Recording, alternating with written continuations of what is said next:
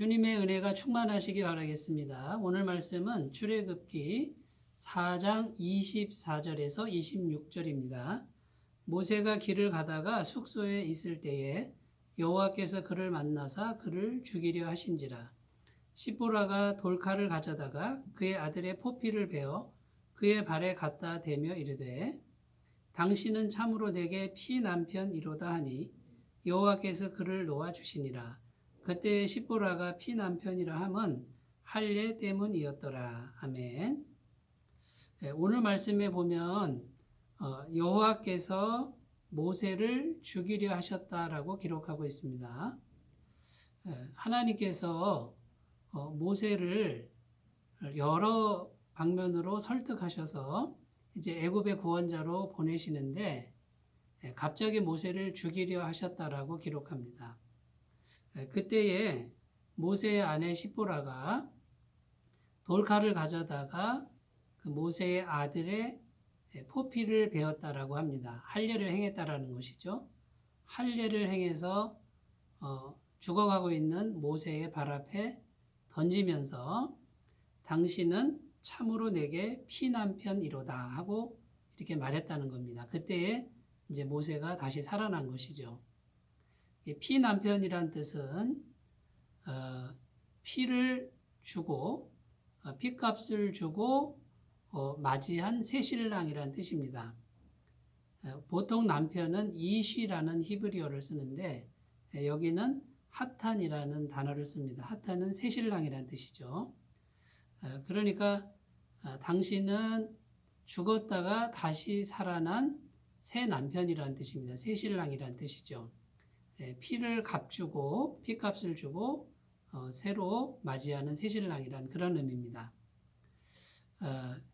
결국은 모세의 아들에게 할례를 행했더니 살아났다는 것이고요. 결국 여호와께서 모세를 죽이려고 한 것은 할례를 행하지 않았기 때문에 죽이려 했다라는 그런 결론이 됩니다. 그렇다면 이 할례가 왜 그렇게 중요하겠습니까? 이스라엘 백성들은 하나님과 언약을 맺은 것이 있습니다. 아브라함 때부터 이스라엘 백성은 누구나 다 할례를 행해야 됩니다. 할례를 행하지 않으면 그 백성 중에서 끊어지리라 이렇게 하나님은 맹약하셨습니다. 그런데 이 모세가 미디안 이방 땅이죠. 살다 보니까 아들을 할례를 행하지 않았던 것입니다. 그런데 이 모세가 이제 이스라엘 백성을 구원하려고 들어가고 있는 것이죠. 그러니까 하나님께서 이 문제를 짚으시는 것입니다. 네가 이스라엘 백성의 구원자로 들어간다고 하면서 하나님의 언약을 파기하느냐? 그것은 분명히 죄라는 것이고 하나님이 맹세하신 것처럼 언약을 지키지 않으면 그 백성 중에서 끊어지리라 했으니 너는 죽어 마땅하다라고 말씀하시는 것과 같습니다. 그러니까 첫 번째 언약 파기 죄가 되겠습니다. 하나님의 언약을 파기한 것이 모세의 가정에 있었다라는 것이죠. 언약을 파기한 것이 큰 죄가 되는 것이고요. 두 번째는 지도자로서의 자격 미달이라는 것입니다. 이스라엘 백성의 지도자요 구원자로 이제 들어가는데 지도자가 마땅히 지켜야 할 하나님의 언약을 지키지 않는 그런 모습을 보인다 그러면 너는 지도자로서 구원자로서의 자격 미달이다라는 것입니다. 그래서 하나님께서는 이 문제를 분명히 짚으시는 것이죠. 하나님의 백성의 지도자는 누가 봐도 하나님 말씀에 결함이 없어야 되는 것이 마땅합니다.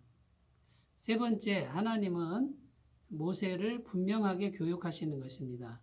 앞으로도 하나님의 언약에 대해서는 이렇게 엄격하고 엄중하게 하나님이 행할 것이다라고 하는 분명한 메시지를 하나님은 지금 주고 싶어 하시는 것입니다.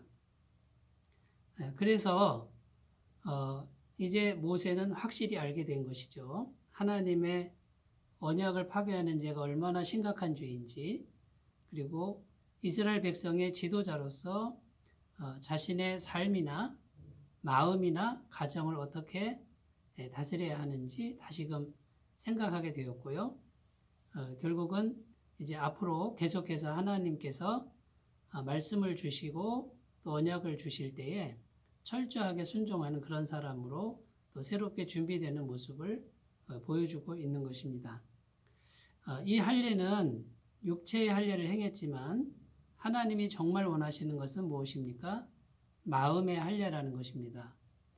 우리 마음 속에 이제는 하나님의 말씀이라면 철저하게 하나님 말씀에 순종함에 따르겠다라고 하는 그런 마음의 결단, 또 마음의 약속 이런 것을 분명히 하라고 주님은 오늘 우리에게 말씀하는 줄로 믿습니다. 이 할례는 결국 세상에 대한 할례입니다. 이 세상의 귀한 것들, 또 우상에 대한, 또 인간적인 어떤 것에 대한 그런 마음을 다 잘라버리고 오직 하나님 한 분만을 의지하라고 하는 순수한 믿음을 요구하시는 것이죠. 세 번째, 십보라가 모세의 아내가 당신은 피난편입니다. 피값을 주고 새로 생명을 얻은 새신랑 같은 존재입니다. 라고 이렇게 말했습니다.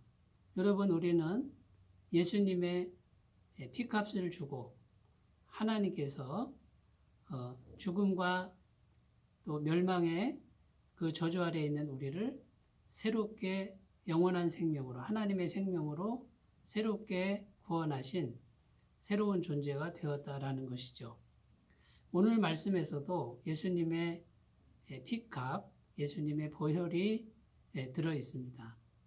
예수님의 피로 값주고 산 존재가 바로 우리의 존재고, 죽음과 또 멸망과 지옥의 길을 가던 우리가 다시 하나님의 생명으로 다시 태어나는 그런 은혜를 얻은 존재가 바로 우리인 것이죠. 이제 피로 값주고 산 존재가 되었으니 이제 하나님의 자녀로서 예수님의 그 보혈의 놀라운 은총을 기억하면서 우리가 이제 영원한 생명을 누리고 오직 하나님의 거룩한 뜻을 위하여 또 남은 여생을 거룩하게 살아가야 될 줄로 믿습니다. 그러므로 우리는 날마다 예수님의 보혈을 묵상하고 의지하는 것입니다. 이 보혈 위에 성령께서 임하십니다. 왜냐하면 예수님의 보혈은 완벽한 죄사함을 주어서 죄가 하나도 남지 않습니다. 하나님의 성령은 권능이고 능력이며 영원한 생명이요 부활의 영입니다. 그 성령께서 예수님의 보혈에 있는 모든 심령에게 자유롭게 운행하시고 그 영혼들을 이끌어 가시는 것을 꼭 기억하셨으면 좋겠습니다. 오늘 주님이 물으십니다. 너에게 또는 너의 가정에 하나님이 기뻐하시지 않는 죄가 무엇이냐라고 묻습니다.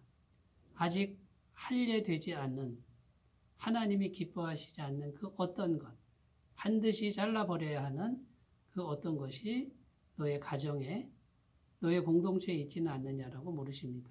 이 물음에 진심으로 생각해 보시고 답하시는 귀한 날이 되시길 바라고요. 매일매일 주님의 보혈과 주님의 성령으로 충만하게 살아갈 것을 말씀하십니다. 오늘도 하나님 말씀에 경건하게 응답하시는 귀한 은혜가 있으시기 바라겠습니다. 기도합니다. 하나님 아버지, 아무리 사랑스러운 종이라도 하나님은 모세를 죽이려 했습니다. 죄가 있을 때, 하나님 말씀을 지키지 않았을 때 이 죽음의 기운은 계속 들어오는 줄로 믿습니다. 그때에 할례를 행했더니 새로운 생명이 주어졌습니다. 그 피를 흘리는 그 놀라운 은총으로 우리는 다시 살아난 줄로 믿습니다. 우리가 먼저 우리의 죄의 부분을 할례할 수 있도록 도와주시고 우리 대신 십자가에서 피 흘려 죽으신 예수님을 오늘도 기억하고 성령의 능력으로 충만한 삶을 살도록 인도하여 주옵소서. 예수님의 이름으로 기도드립니다. 아멘.